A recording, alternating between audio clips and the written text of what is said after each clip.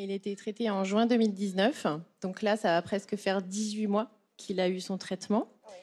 Et voilà, en fait, j'ai emmené des objets parce qu'on donne beaucoup de paroles, mais je voulais que les gens qui ne sont pas touchés par ces maladies comprennent un peu ce qui se passe. Avant le traitement, Hyacinthe, donc, il a été traité à 10 mois. C'est assez tardif pour cette maladie. Elle avait déjà bien progressé. Est-ce que plus ils sont traités tôt, mieux c'est. Plus il y a de chances de récupérer de la force musculaire. Et donc, pour montrer aux gens ce qu'il était capable de faire avant le traitement, il avait perdu toutes ses forces. Je vous montre les 2 seuls jouets qu'il était encore capable de tenir dans ses mains. Il ne pouvait plus rien faire d'autre. Il était dans son transat, il ne tenait que ça. Et parfois, même, ça s'échappait de ses mains. Donc, ça ne pèse rien. C'est les seuls doudous qu'il pouvait avoir. Et je l'ai surpris, là, il y a quelques semaines, avec autre chose dans ses mains. Et je l'ai apporté, parce que je trouvais que c'était symbolique. En fait, on a fait de la pâte à modeler avec sa sœur aînée.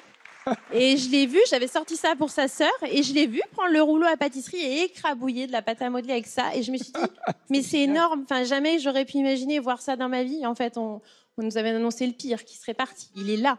Il souffle ses bougies. Il a de plus en plus de force. Il fait des choses incroyables. Enfin, il jette des objets. Il fait que des bêtises, en fait. Il retourne son assiette avec la purée. Quel bonheur de voir son enfant faire des bêtises. On est obligé de le dire parce que, en fait, les gens ne se rendent pas compte de ces maladies. Elles privent nos enfants de tout, du souffle, de la force, des mouvements. Ils n'ont que leur esprit. Et c'est horrible pour un enfant d'être cloué quelque part et de ne pas profiter. Donc vraiment... Elle les prive même de faire des bêtises. Oui, voilà. Donc toutes ces victoires, c'est des victoires pour nous, ces parents, pour tous les parents qui sont là. Parce qu'en fait, voilà, on est très heureux en tant que parents, mais c'est des victoires pour vous tous, pour vraiment, on vous les doit au Téléthon.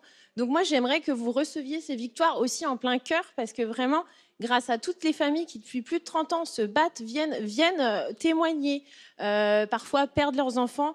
Pour tout ça, on a besoin d'être là et de dire, nous aussi, on est un maillon. En plus, on est un maillon gagnant.